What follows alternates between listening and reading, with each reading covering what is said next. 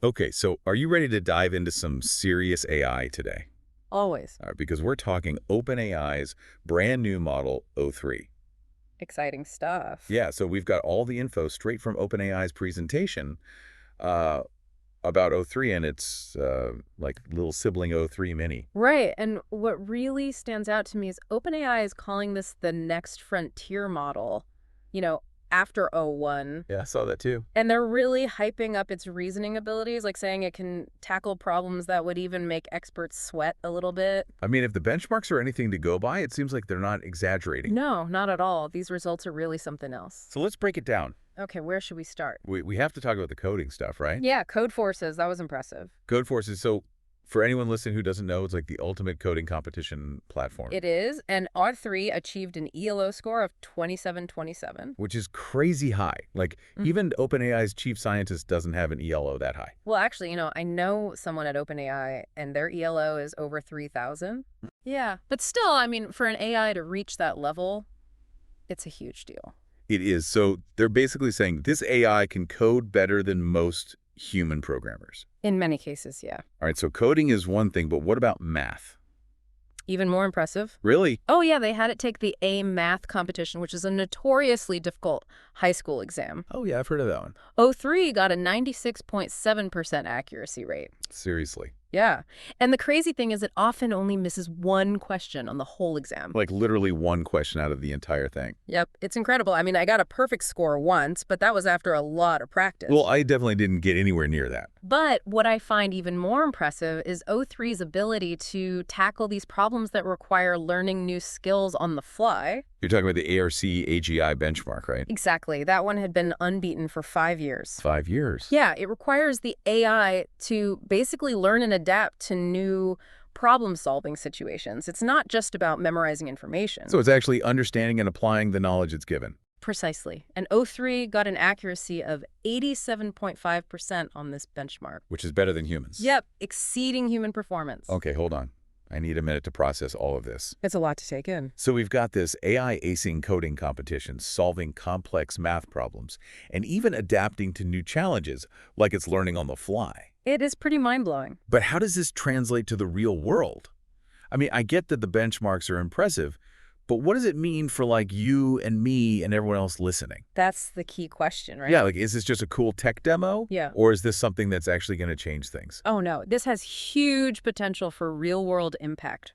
Think about things like faster drug discovery, more efficient engineering designs, even AI composing music that rivals human composers. Okay, now you're talking. This is about AI having a tangible impact on our lives. This isn't just science fiction anymore. This is starting to feel like the future is actually here. It's getting closer for sure. And the best part is this level of AI power doesn't have to be exclusive to big tech companies or research labs. You're talking about O3-Mini, right? Exactly. The more compact and efficient version. So break it down for us. What's the deal with o3-Mini? So O3-Mini is all about speed and cost effectiveness. They've designed it to be accessible to a wider audience. Okay, so it's like the little sibling of o3.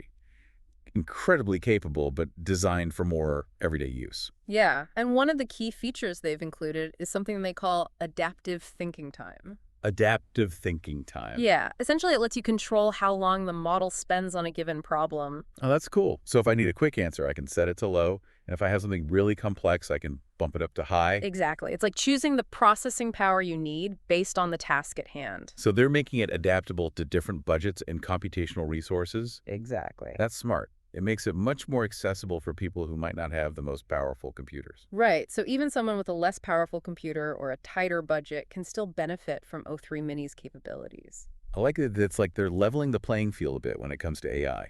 In a way, yeah. And that's important because it means that more people can get involved and start exploring the potential of AI. So it's not just for the big players anymore. Exactly. And that opens up a whole world of possibilities for innovation and creativity. Okay, so we've talked about how powerful and accessible o3-Mini is, but is it actually sacrificing performance to achieve that? That's a good question, and the answer is surprisingly no. No. Nope. They've actually managed to achieve comparable performance to O1 in certain coding tasks, but at a fraction of the cost. Hold on, are you serious? It's as good as O1, but cheaper and faster. And faster, yeah. For Yeah. simple tasks, we're talking latency times of under 1 second. It's practically instantaneous. Okay, now that is impressive. It is, and they even showcased this in a live demo where they had o3-Mini writing code to evaluate itself. Wait, they had the AI analyze itself? Yep, right there in the presentation. It was pretty wild to watch. So it's not just capable of solving complex tasks, it's also capable of understanding its own capabilities and limitations. Exactly. It was a powerful demonstration of the flexibility and the metacognitive capabilities of these models. Metacognitive.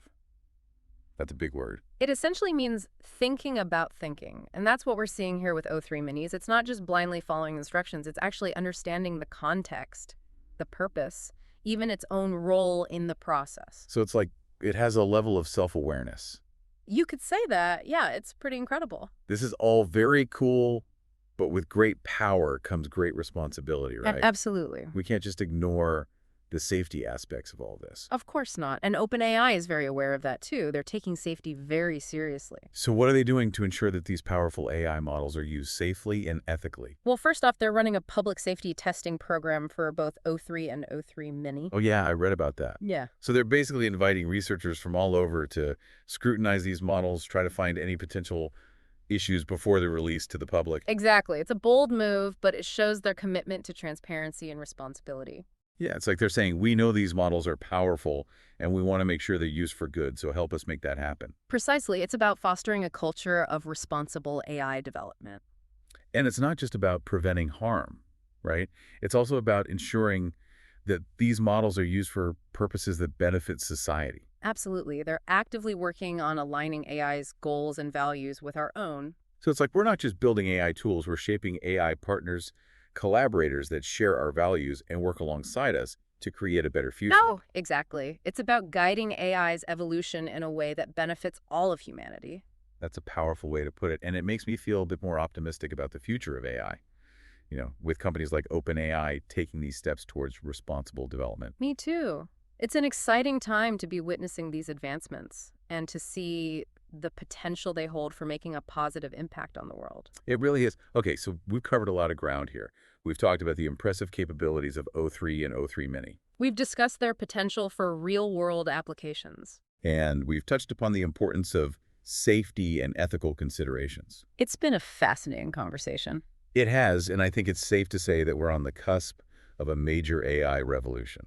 I agree, and it's going to be interesting to see how it all unfolds. But for now, let's take a quick break, and when we come back, we'll delve deeper into the specifics of O3's performance and explore some of the challenges and opportunities that lie ahead. Sounds good. I'm looking forward to it. So, one thing that really excites me about all of this is the accessibility aspect. Oh yeah, for sure. It's amazing to see these powerful models like O3 and o3-Mini, Yeah. but their true potential is unlocked when they're available to a wider audience, right? Absolutely. It's like, Yeah. what's the point of having this incredible AI if it's just locked away in a research lab somewhere? Exactly. It needs to be out in the world making a real impact. Right, and OpenAI seems to get that. They do. And remember when we talked about o3-Mini and that adaptive thinking time feature? Oh yeah, where you can choose how long the model spends on a problem. Yeah, exactly. Yeah. Like choosing low for a quick solution or high for something more complex. Right. That's not just about convenience. It's about making AI power accessible to more people. Oh, I see what you mean. Like by offering these different levels of processing power, Yeah.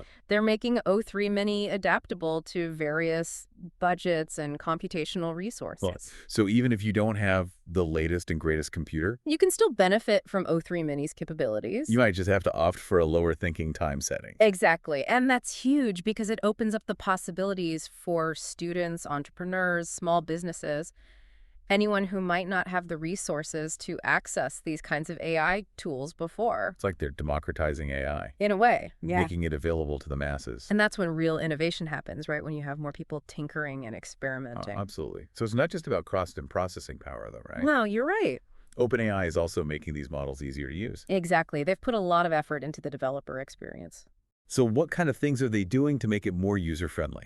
Well, remember those API features we talked about earlier, like function calling, structured outputs, developer messages? Oh, yeah, those things that make it easier for developers to integrate AI into their applications. Exact. All of those are being incorporated into o3-Mini, just like they were with o1. So it's going to be just as easy, if not easier, to work with. And here's the really interesting part. What's that? O3-Mini is actually achieving comparable, if not better, performance than GPT-4 on many of these API evaluations.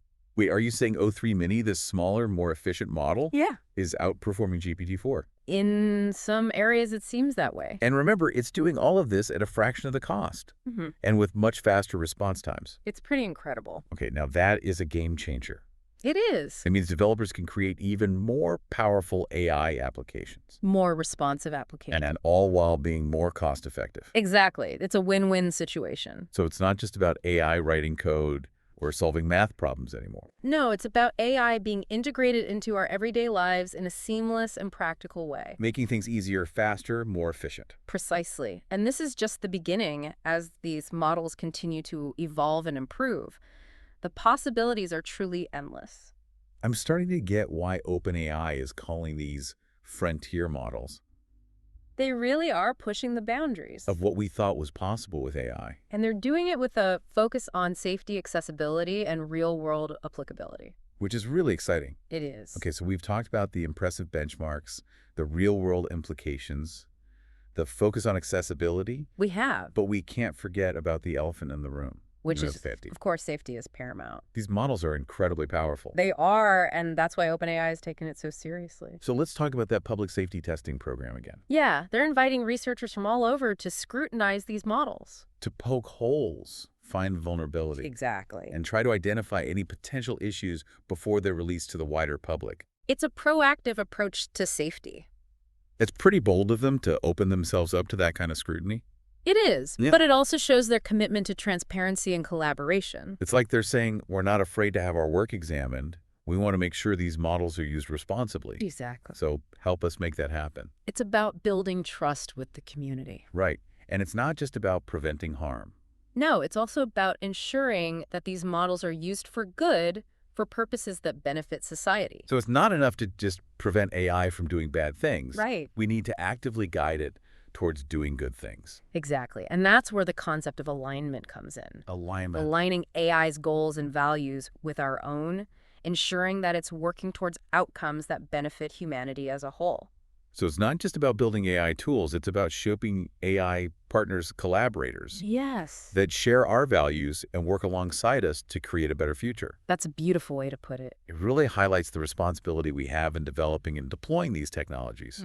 It's both exciting and daunting at the same time. For sure. We're on the verge of unlocking incredible potential, Yeah, but we need to do so with wisdom and foresight. I couldn't agree more. And OpenAI seems to be leading the charge with their innovative and responsible approach. Yeah, they're setting a good example for the rest of the industry. Hopefully others will follow suit. So you mentioned earlier that OpenAI is using a technique called deliberative alignment to enhance the safety of these models. Oh, yes. That's a really fascinating approach. Can you remind us how that works? So essentially, it leverages the reasoning capabilities of the models themselves to improve their safety. So they're teaching the AI to think critically about the requests it receives Exactly. and to identify potentially harmful intentions. Right. It's like building a safety filter directly into the AI's thought process. So it's not just about blindly following instructions. It's about understanding the context, the purpose, and the potential consequences of its actions. Precisely. And OpenAI's research has shown promising results. Yeah, they found that deliberative alignment significantly improves the model's ability to distinguish between safe and unsafe prompts. So it's less likely to generate harmful or malicious outputs. Exactly. It's a big step towards making these powerful AI models safer and more reliable. That's reassuring to hear, because with all the potential benefits of AI, Right. it's important to remember that it's still a technology under development. It is, and we need to be cautious and responsible in how we develop and deploy it. Absolutely. But I'm optimistic about the future. Me too, with companies like OpenAI taking the lead in responsible AI development. I think we're heading in the right direction. Okay, so we've covered a lot of ground here. We have. We've talked about the impressive capabilities of O3 and O3-Mini, Their potential for real-world impact, the importance of accessibility. and the crucial role of safety and ethical considerations. It's been a fascinating conversation. It really has. And it's clear that we're standing at the dawn of a new era of AI. An era full of possibilities and challenges. But with careful planning and a commitment to responsible development. I believe we can harness the power of AI for the betterment of humanity. Absolutely. Now, before we move on to our final thoughts, I want to make sure our listeners have all the key takeaways from our deep dive into the world of O3 and O3 Mini. Good idea. Let's recap. Okay, so first up, OpenAI is calling O3 the next frontier model. It's building on the capabilities of its predecessor, O1, and the benchmarks are impressive. Very impressive. O3 is exceeding expectations in coding math and general problem solving. It's even surpassing human performance in some cases. And O3 Mini is making those capabilities more accessible to a wider audience. Right. It's designed for speed, cost effectiveness, and ease of use. Exactly. We also talked about OpenAI's commitment to safety. They're running that public safety testing program, and they've developed that innovative deliberative alignment technique. Right. It's all about making sure these powerful models are used responsibly. And let's not forget about the real-world applications of these models. Oh, yeah. The possibilities are endless. Faster drug discovery, more efficient engineering designs, AI composing music that rivals human composers. It's an exciting time to be following the advancements in AI. It really is. And O3 and O3 Mini are at the forefront of this revolution. They are indeed. So if you're feeling inspired to explore the power of AI for yourself, be sure to check out Shogini. The sponsor of this episode? You can find them at https://www.shogini.com They offer personalized training and consultancy. to help you harness the potential of AI no matter your level of expertise. So whether you're a seasoned developer or just starting to explore the world of AI, Shogini can help you on your journey. they're the experts in making AI accessible and understandable for everyone. Okay, so before we wrap up this deep dive, I want to leave our listeners with a thought-provoking question. All right, hit me with it. I'm happy to. So remember in part 2, you were talking about that live demo of O3 Mini writing code to evaluate itself? Oh, yeah, that was pretty mind-blowing. Still thinking about it. It was a great demo. Like, the fact that they could have the AI analyze its own performance in real time, Yeah. that's next-level stuff. It really highlights the metacognitive capabilities of right. these advanced models. Metacognitive. Yeah, it basically means thinking about thinking. Okay. So in this case, O3 Mini wasn't just blindly following instructions to evaluate itself. It was also showing an awareness of its own capabilities and limitations. So it's not just doing what it's told. It's understanding the why behind it. Exactly, and that level of self-awareness is pretty incredible. It really is like we're seeing a new form of intelligence emerging right in front of us. Pretty profound. It is. It's both fascinating and a little bit unnerving. I get that. Like, it's exciting to see the potential, but also a little scary to think about where this could all lead. Yeah, it's important to approach this with a sense of caution as well as excitement. For sure, we need to be mindful of the potential risks while also embracing the possibilities. Exactly, and I think the key is to ensure that AI's evolution aligns with our values and our goals as a society. So it's not just about building AI. It's about shaping it in a way that benefits humanity. Precisely. Okay, so before we wrap up this episode, I want to make sure we recap all the key takeaways from our deep dive into O3 and O3 Mini. Sounds good. First off, OpenAI is calling O3 the next frontier model.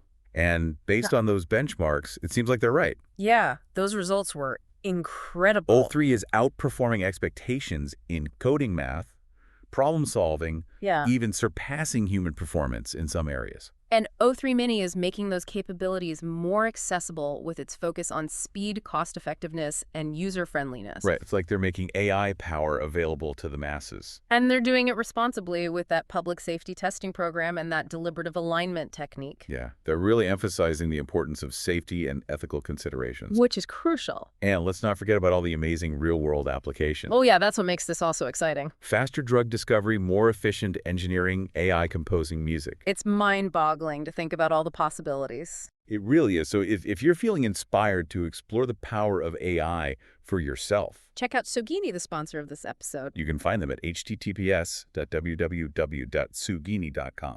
They offer personalized training and consultancy to help you unlock the potential of AI. No matter your level of expertise. They're the experts in making AI accessible and understandable. Okay, so before we go, I want to leave our listeners with a final thought-provoking question. Alrighty. Imagine a world where AI can not only solve complex problems, but also understand and adapt to our individual needs and goals. Like a true AI partner. Exactly. But here's the question. What role do we as humans play in shaping this future? How do we ensure that AI's evolution aligns with our values and leads to a better world for everyone? That's a great question, and it's something we all need to be thinking about. It's like we're not just passengers on this AI journey, we're the navigator. And we have the responsibility to steer it in the right direction. Well said. So to all our listeners out there, keep exploring, keep learning, and keep imagining the incredible possibilities that AI brings to our world. And remember, the future of AI is in our hands. Let's shape it wisely. And on that note, we'll wrap up this episode of The Deep Dive. Thanks for listening, everyone. Until next time, stay curious.